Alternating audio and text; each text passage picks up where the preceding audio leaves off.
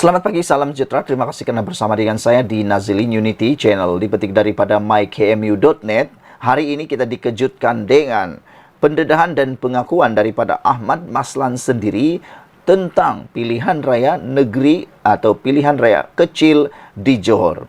Ahmad Maslan dia kata tiada faedah sokong PN. Wah, ini memang panas, pastinya menyebabkan hari Anda kepanas-panasan.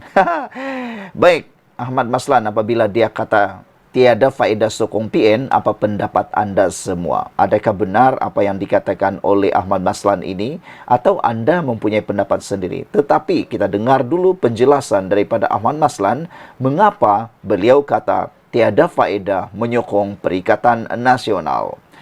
Pengundi yang terlibat dalam pilihan raya kecil PRK Simpang Jeram dan Pulai mempunyai pilihan yang amat mudah, kata Ahmad Maslan lagi, yaitu untuk membuat keputusan mengenai siapa yang akan menjadi wakil rakyat mereka, kata ahli Majlis Kerja Tertinggi UMNO Ahmad Maslan itu.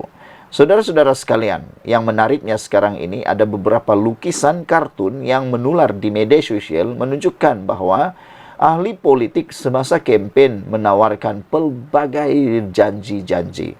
Kononnya nak membantu rakyat dan sebagainya. Dan akhirnya, bila sudah menang, pembangkang ini tiada duit, datang pula jumpa Datuk Seri Anwar Ibrahim, minta duit juga akhirnya untuk pembangunan kawasan mereka. Jadi, kalau begitu, kata netizen melalui kartun dan melalui komen di kartun tersebut, kata mereka, daripada alang-alang akhirnya minta juga bantuan daripada Perdana Menteri Anwar Ibrahim, lebih baik menangkan kerajaan di kawasan tersebut supaya nanti lebih mudah untuk minta uang daripada kerajaan Anwar Ibrahim, kata mereka, dan tidak ada apa-apa kekangan ataupun halangan untuk mendapatkan dana ataupun peruntukan kerana mereka daripada kapal yang sama, kerajaan yang sama, kata mereka. Jadi, itu yang dimaksudkan oleh Ahmad Maslan.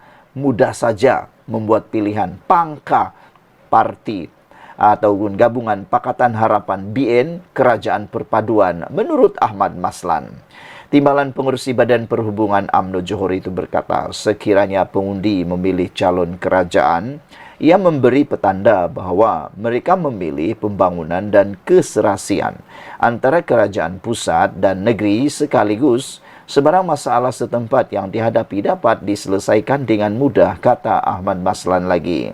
Dewan Undangan Negeri Dun Simpang Jeram perlu berada di bawah kerajaan, bukan pembangkang. Begitu juga kerusi Parlimen Pulai perlu berada dalam kerajaan, bukan berada dalam pembangkang, kata beliau. Oleh itu, jika pengundi sokong PN, bererti mereka sokong pembangkang yang tidak ada faedah apapun. Jika mereka pengundi pilih calon kerajaan perpaduan, mereka pilih pembangunan, perpaduan dan keserasian antara kerajaan pusat dan negeri, dan mereka pilih wakil rakyat yang boleh selesaikan masalah mereka dengan mudah, katanya. Ahmad Maslan berkata demikian kepada pemberita selepas menghadiri program ceramah kelompok Dewan Undangan Negeri Simpang Jeram bersama calon PH Nazri Abdul Rahman di Taman Sri Kasih di Muar Malam tadi. Turut hadir Presiden Amanah Muhammad Sabu. PRK Parlimen Pulai dan Dun Simpang Jeram diadakan susulan kekosongan luar jangka di dua kerusi terbabit berikutan kematian penyandangnya Salahuddin Ayub yang juga Menteri Perdagangan Dalam Negeri dan Kos Sara Hidup. Saudara-saudara sekalian, itulah dia isu panas pada pagi ini. Ahmad Maslan kata tiada faedah sokong Perikatan Nasional. Dipetik daripada mykmu.net. Sekian dulu untuk kali ini. Jangan lupa tinggalkan komen Anda, tekan butang subscribe. Kita jumpa lagi. Bye-bye. Selamat pagi, salam sejahtera. Terima kasih karena bersama dengan saya di Nazilin Unity Channel. Ini satu isu paling panas berlaku di pilihan raya di Johor yang melibatkan parti pembangkang Perikatan Nasional dan juga parti daripada kerajaan Pakatan Harapan BN untuk kerajaan perpaduan. Yang hangat hari ini ialah beraninya penjawat awam sekarang menentang kerajaan. Apa cerita, bosku? Apa ceritanya sehingga ada laporan seperti ini? Penjawat awam menentang kerajaan. Awal hari ini tersebar di media sosial berkenan sebuah poster melibatkan Adun PH kawasan Ijok, Jafri Mejan yang memohon infak atau sumbangan bagi penubuhan pusat khidmat masyarakat atas kedudukannya sebagai wakil rakyat kawasan tersebut. Antara lain, infak atau sumbangan itu diperlukan bagi membeli set komputer, printer, perabot pejabat, peti ais, signboard, whiteboard, set sofa dan internet. Bagaimanapun, akaun bank yang digunakan bagi tujuan itu menggunakan nama Bakar Mat Jidi yang merupakan dikenal pasti sebagai seorang guru besar sekolah kebangsaan. Menjadi persoalan ramai oleh netizen hari ini ialah mengapa mereka menggunakan akaun peribadi kalau mau menerima sumbangan. Mereka kata perlu yang tempat disalurkan uang ini ialah bukan akaun peribadi tetapi akaun mana-mana syarikat atau pertubuhan ataupun akaun pusat khidmat masyarakat tersebut, kerana dikhawatiri takut-takut nanti berlaku pula salah guna kuasa, salah guna ataupun pecah amanah.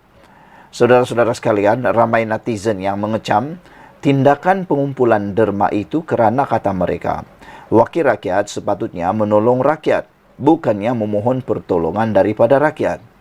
Lebih menjadi perhatian ialah kerana akaun bank yang digunakan bagi tujuan mendapatkan sumbangan itu melibatkan seorang penjawat awam, iaitu seorang guru besar.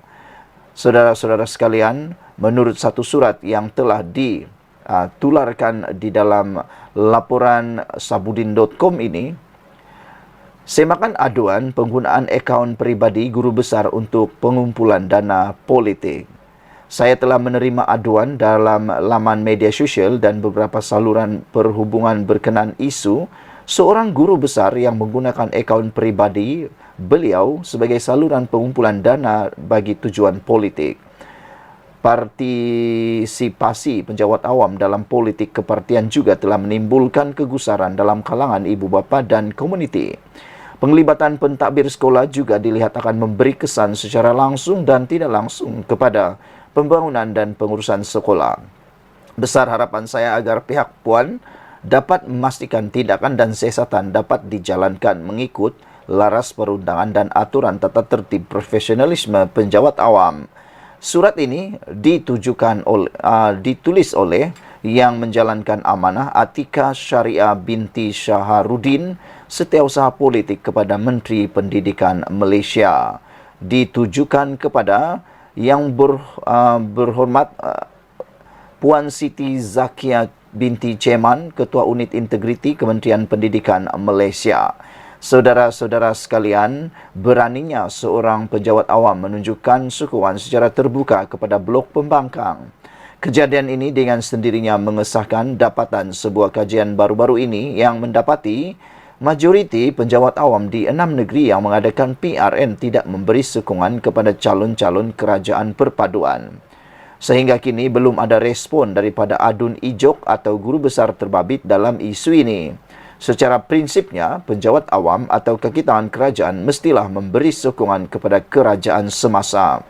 Meskipun undi adalah rahsia, tetapi menunjukkan wajah sokongan kepada wakil rakyat pembangkang secara terbuka, malah membenarkan akaun banknya digunakan bagi tujuan pengumpulan dana wakil rakyat berkenan, barangkali suatu tindakan yang keterlaluan bahkan mencabar kerajaan.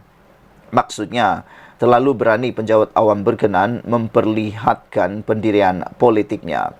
Sehubungan itu, Setiausaha Politik Menteri Pendidikan Atika Syariah Syaharudin dengan segera telah pun menulis surat kepada Ketua Unit Integriti Kementerian Pendidikan Puan Siti Zakia Ceman agar melakukan siasatan dan seterusnya mengambil tindakan yang sewajarnya. Katanya beliau telah menerima aduan melalui media sosial dan beberapa saluran lain berkenaan isu tersebut yang melibatkan seorang guru besar yang menggunakan akaun bank pribadinya sebagai saluran bagi pengumpulan dana politik. Menurutnya lagi, partisipasi atau penglibatan penjawat awam dalam politik kepartian telah menimbulkan kegusaran.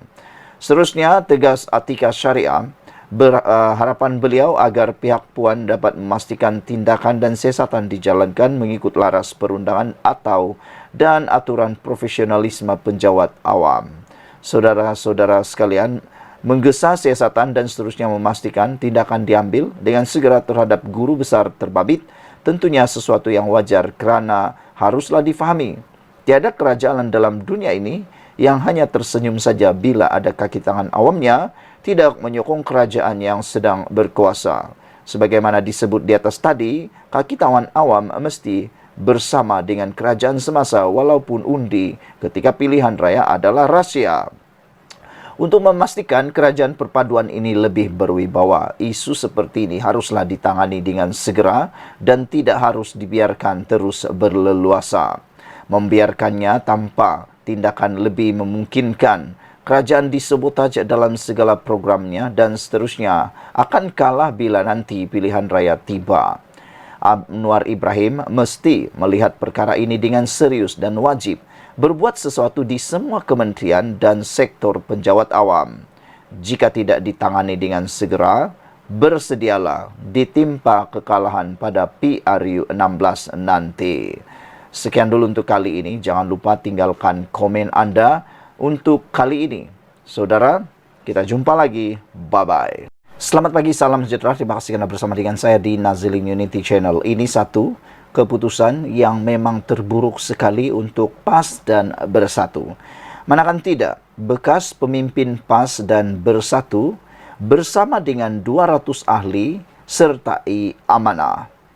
2 orang bekas pemimpin utama PAS dan Bersatu bersama lebih 200 ahli 2 parti itu akan menyertai parti amanah, kata pengerusi amanah Johor Aminul Huda Hasan. Aminul Huda berkata, majlis penyerahan sebahagian borang keahlian amanah oleh bekas Exco Kerajaan Negeri Johor dan bekas ahli Dewan Undangan Negeri Adun bersama ahli-ahli mereka akan dilakukan di Sungai Abong Muar esok dan sebahagian lagi di Taman Rekreasi Taman Uda Utama Perling di sini Ahad ini. Penyertaan mantan Exco dan mantan Adun daripada Bersatu dan PAS itu adalah satu isyarat yang jelas terhadap penerimaan kepada perjuangan amanah yang membawa semangat rahmah seperti yang ditunjukkan oleh Allahyarham Datuk Seri Salahuddin Ayub. Kami juga yakin bahawa kemasukan ini menunjukkan rakyat gembira dengan kerajaan perpaduan pimpinan Datuk Seri Anwar Ibrahim, kata beliau dalam satu kenyataan hari ini. Aminul Huda yang juga timbalan pengerusi Pakatan Harapan PH Johor berkata, borang keahlian akan diserahkan kepada Presiden Amanah Datuk Seri Muhammad Sabu dalam 2 majlis ceramah di kawasan itu. Walau bagaimanapun tidak menamakan 2 pemimpin yang dimaksudkan tersebut. Menjadi persoalan besar kita sekarang ini ialah siapa 2 pemimpin besar, 2 pemimpin daripada PAS dan Bersatu itu, pemimpin utama PAS dan Bersatu ini yang menyertai parti amanah tersebut. Dan apa pendapat anda sekalian?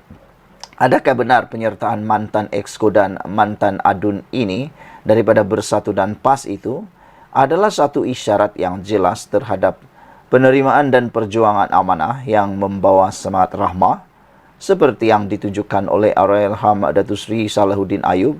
Dan adakah ini juga ialah satu isyarat bahawa ini adalah keyakinan rakyat bahawa rakyat sedang gembira dengan kerajaan perpaduan pimpinan Datuk Seri Anwar Ibrahim?